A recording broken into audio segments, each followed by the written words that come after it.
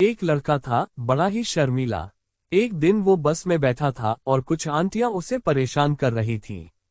वो बेचारा सीट के कोने में दुबक गया था, जैसे फिजिक्स का स्टूडेंट मैथ्स की क्लास में बैठा हो। उसके बाजू में ईशा नाम की लड़की बैठी थी। ईशा ने देखा कि बेचारा लड़का लगभग इनविजिबल मोड में है। बस फिर क्या, ईशा उठी और सीधा उस लड़के के सामने आकर खड़ी हो गई।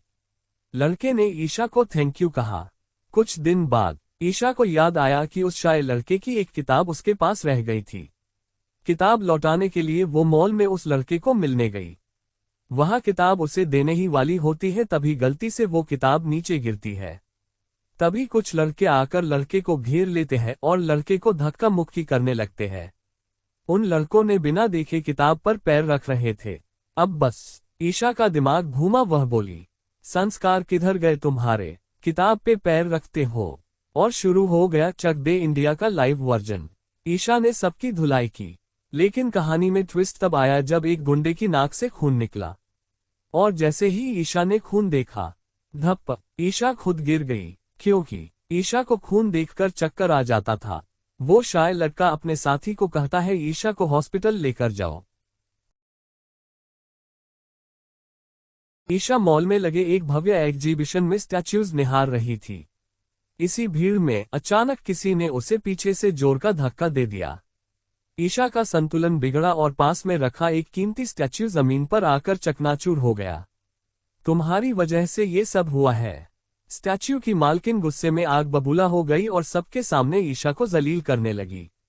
तभी वो शाय लड़का आगे आया।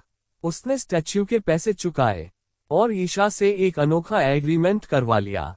अब ईशा को उसकी बॉडीगार्ड बनकर उसके साथ रहना था। समय बीतता गया। अब ईशा उसकी रक्षा करती, उसके साथ हर जगह जाती। धीरे धीरे उस शाय लड़के के मन में ईशा के लिए कुछ नर्म एहसास जन्म लेने लगे। इधर ईशा को अपने कॉलेज का क्रश बहुत पसंद था।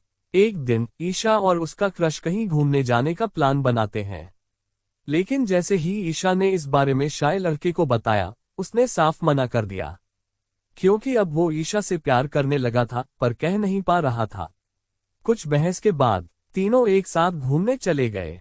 ट्रिप पर एक प्यारी सी जगह देखकर ईशा ने शाय लड़के से कहा, हमारा एक फोटो खींचो ना। वो लड़का मोबाइल उठाता है, कैमरा क्लिक होता है और स्क्रीन पर जो तस्वीर आती है उसमें बस उन दोनों के पैर दिखाई दे रहे थे। ईशा चिढ़ जाती है। अब परेशान होकर ईशा खुद सेल्फी लेने लगती है, मगर उधर वो शाय लड़का।